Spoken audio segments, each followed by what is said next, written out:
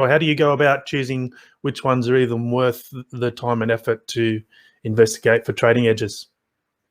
So I think it depends on your time frame, but mainly it's an issue of liquidity.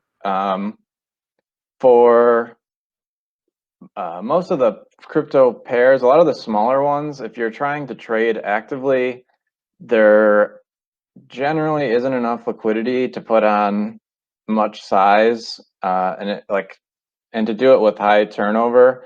So like a lot of the smaller market cap coins or tokens, if you even try and put a market order in for $20,000 or $50,000, you're probably going to move the price by at least a few percentage points. So it's very significant amounts of slippage.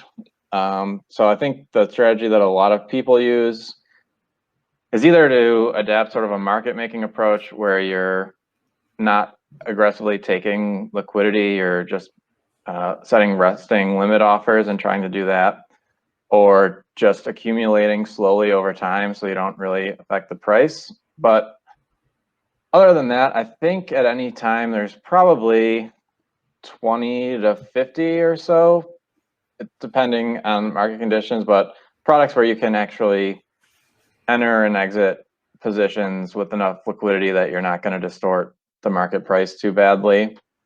And that would really be the main consideration.